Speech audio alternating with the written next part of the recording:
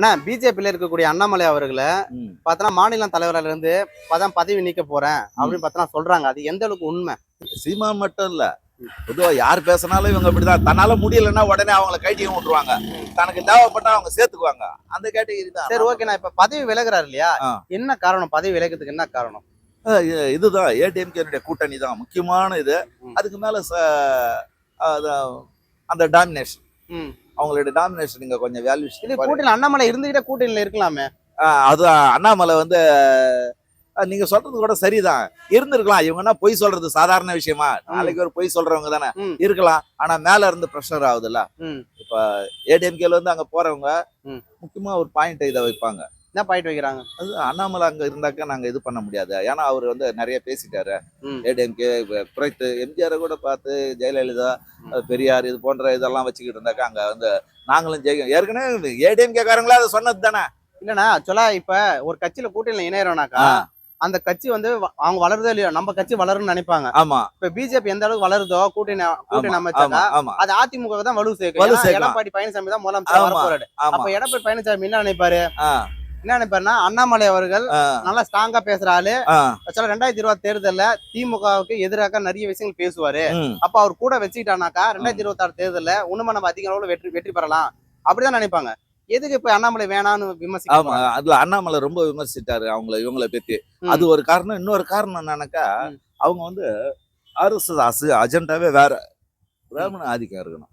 பச்சை காலி பண்ணாதான் பிஜேபி வளர முடியும். பிஜேபி தனித்து நின்றுலாம் வளர முடியாது, அது நிஜம்.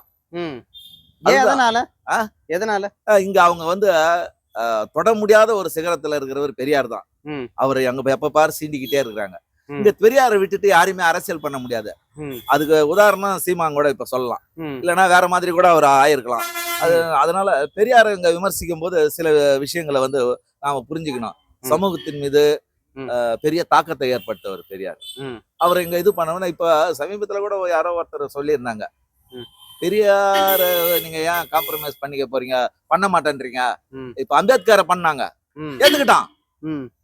அவருக்கு எதிரானவர் ஐயங்காலியை ஏத்துக்கிறான், அவருக்கு விழா எடுக்கிறான் பிஜேபி. ஆனா இங்க பெரியாரை ஏத்துக்க முடியல.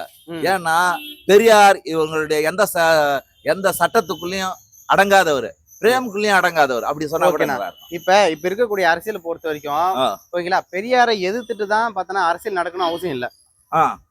பெரியார்ன்றது ஒரு டாபிக்கும் இங்க அவசியம் கிடையாது. அப்படி இருக்க சூழ்நிலை ஏன் பெரியார் விமர்சிக்கிறாரு? என்ன காரணம்? இங்க காரணம் அதுதான். ஏன்னா வேற எந்த டாபிக்கும் இவங்களுக்கு தெரியாது. வேற என்ன சொல்ல முடியும்? பெரியாரை விட்டுட்டு இவங்க எதையும் நகர்த்தவே முடியல, இவங்களால எதுவுமே செய்ய முடியல. அந்த ஆளை திட்டியாவது நம்ம அங்க ரத யாத்திரை விட்டாங்கல்ல, அத்வானி, லால்கிருஷ்ணன் அத்வானி, வாஜ்பாய் அந்த டீம்ல. அது போல இங்க ஏதாவது பண்ணி பரபரப்பு எடுத்தணும். வேலி யாத்திரை ஒருத்தவங்க அங்க. இப்ப சமீபத்துல பாத்தீங்கன்னா திருப்பரங்குன்றத்துல அந்த மலையாண்ட போனா அந்த மக்களே போடா நாங்க எப்பயும் கடா வெட்டி பொங்கல் வச்சு சோறு தூண்ட வேண்டாம்னு அமைச்சிட்டான். அதனால இவங்க எதுலயும் ஜெயிக்கவே முடியல. அதே மாதிரி அண்ணாமலை அவர்கள் இதுக்கு சப்போர்ட் பண்ணாரு.